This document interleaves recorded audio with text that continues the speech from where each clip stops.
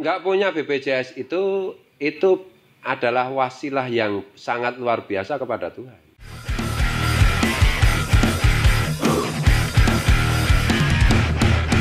Bismillahirrahmanirrahim. Assalamualaikum warahmatullahi wabarakatuh. Waalaikumsalam warahmatullahi Jalur Cinta wabarakatuh. Rofa bersama Gus Fuad Pleret. Dan Mas Joni Arya Dinata. Pakai topi Mas Joni, tiru-tiru saya. Iya. Gus.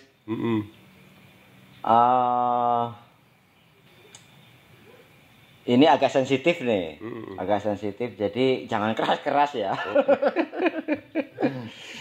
Soal BPJS nih. Asuransi. Jadi ada asuransi jiwa, ada asuransi kesehatan.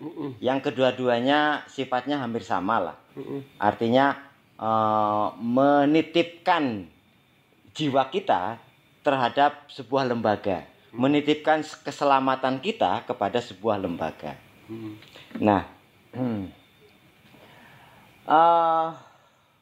terutama yang BPJS ya, yang sekarang masih terjadi kontroversi. Karena begini bro, kita tidak akan memperbincangkan soal boleh tidaknya BPJS di sebuah negara ya, tidak. Ini kita memperbincangkan tasawufnya. Tasawufnya saja ya. Jadi supaya tidak kontroversi gitu. Nah, jadi ada misalnya kita contohkan seorang teman sudah ikut BPJS selama katakanlah 3 tahun. Tapi dia tidak pernah sakit, Gus. Nah, sementara iuran terus-menerus. Nah, sehingga iuran yang ketiga tahun lebihnya itu, dia selalu mengatakan dalam hati, wah ini kok iuran terus, kapan sakit?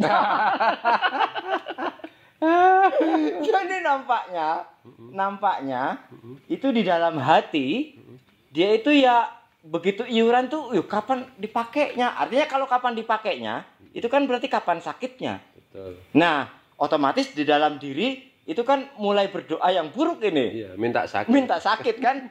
Nah, kemudian ada juga yang mengatakan bahwa tidak sakit tidak apa-apa, terus saja iuran, toh itu menjadi sedekah.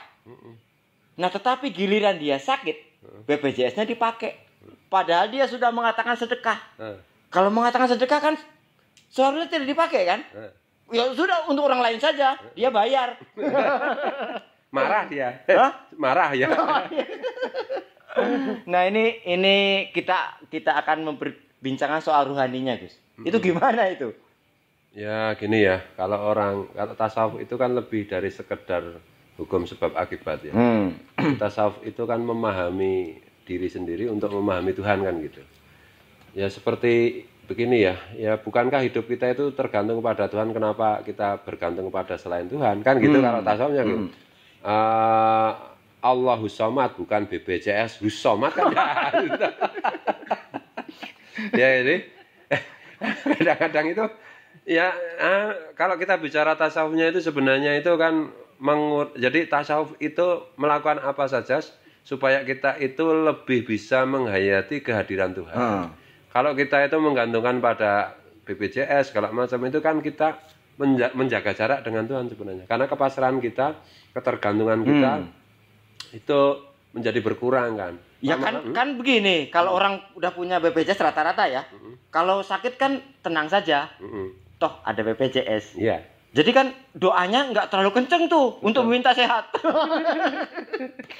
Kalau yang nggak punya BPJS gini, ya Tuhan jangan kau kasih aku sakit karena aku nggak punya kartu BPJS. Itu kan. Nah, teruskan yang tadi. Jadi begini ya, orang modern itu kadang-kadang itu aneh toh. Nabi itu bilang bahwa musuh saingan Tuhan itu kan materi ya. Materi bukan patung, bukan Nah, ini kan termasuk kayak gini. Artinya ketergantungan kita kepada Tuhan itu kita pindah dengan BPJS dengan alasan apapun, karena ada juga BPJS yang semacam asuransi yang disebut Islami, yang bahasa Arabnya itu takaful. Takaful itu sama aja itu. Itu asuransi juga. Asu juga pakai asuransi kan itu. Nah, masalahnya begini ya. Kecuali begini Mas Joni, sesuatu yang tidak bisa tidak. Misalnya dulu saya pernah jadi ASN. Jadi ASN ini ya otomatis saya ikut Askes. Itu diwajibkan oleh negara. Diwajibkan oleh negara. Saya itu ya tidak bisa tidak untuk menghindar kan tidak mungkin. Tapi saya selalu berdoa, ya Allah, saya ikhlas iuran Askes.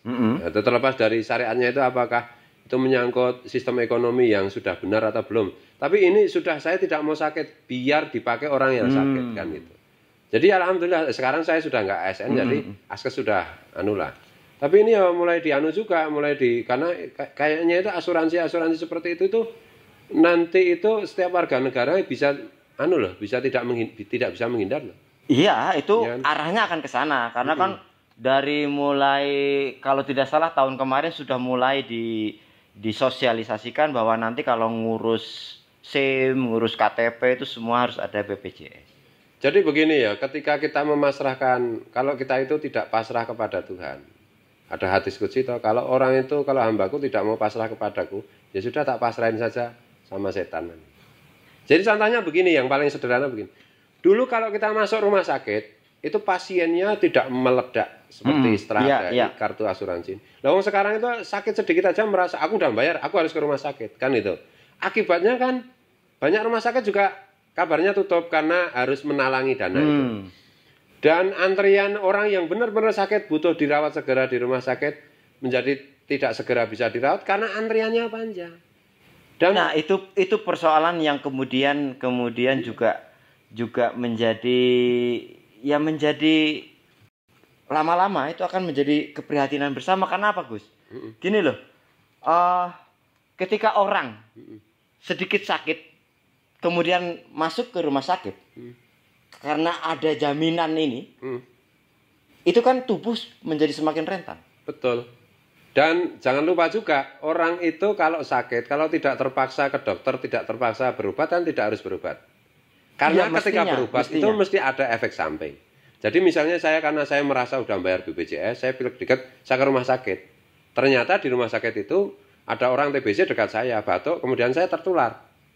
Atau obatnya itu yang saya minum itu mengandung efek samping sehingga sakit saya bertambah lagi. Dan itu akan menjadi putaran persoalan yang ya terus menerus kan gitu Mas Joni. Nah ini yang kemudian kita tarik lagi ke tasawuf tadi. Itu ketika orang sakit sedikit kemudian berobat ke dokter, berobat ke dokter karena ada BPJS ini. Karena sudah merasa membayar. Karena sudah merasa membayar itu hatinya kan kemudian menjadi rusak toh. Betul, karena penyakit itu berkaitan dengan psikis toh. Kalau psikisnya itu merasa sakit macam-macam ya itu dia rentan terkena penyakit berikutnya. Artinya dia juga ada sedikit dolim. Betul. Ya tidak peduli toh terhadap yang lain yang. Betul.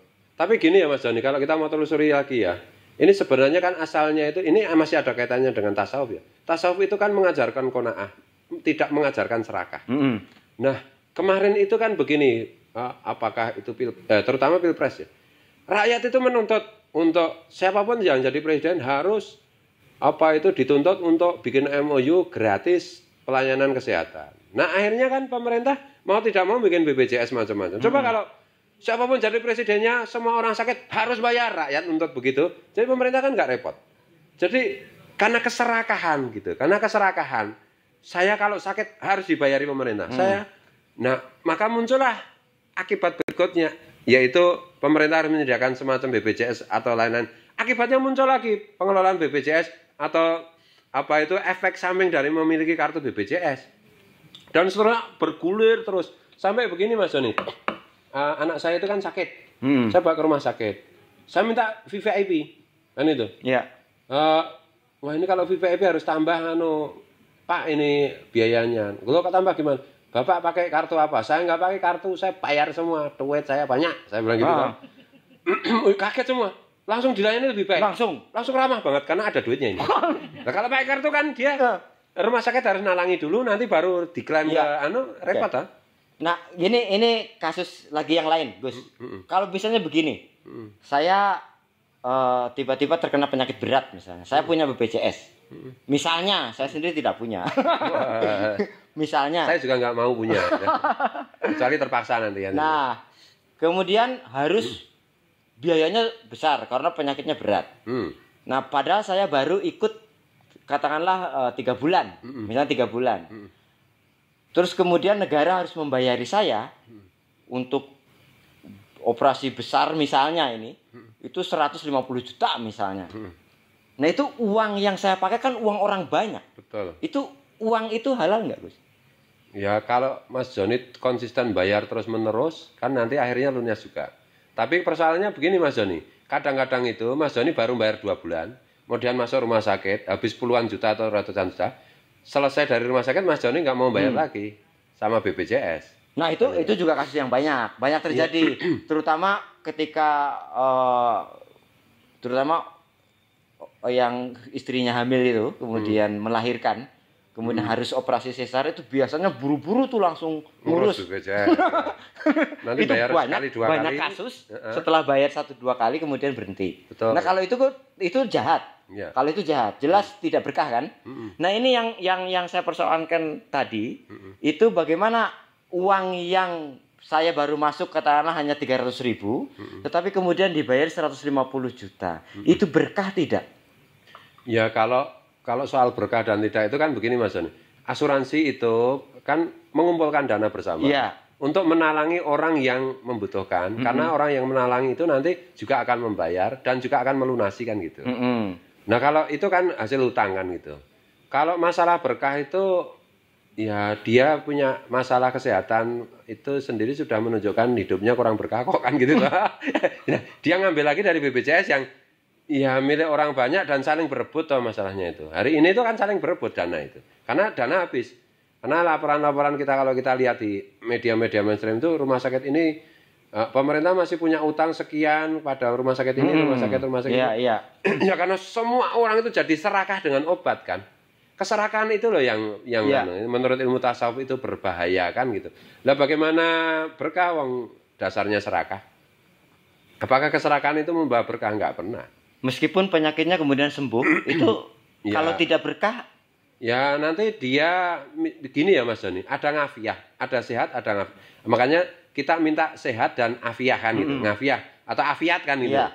Yang namanya ngafiah itu adalah sehat yang produktif, bermanfaat untuk diri sendiri maupun sesama kan itu. Yang namanya tidak ngafiah itu mungkin dia sehat. Nah, kalau dia sakit mungkin dia nggak bisa nyopet, tapi karena dia sehat dia jadi lincah mencopet. Jadi itu kan sehatnya kan nggak berkah kayak gitu. Membawa bencana untuk diri sendiri maupun untuk malah menumpuk dosa. Betul. Di kemudian hari. Kesehatan itu membawa bencana bagi dia. Nah ini misalnya gitu ya Mas Joni. Jadi ya nggak ngerti ya. Ini udah ubrek-ubrekan itu ya.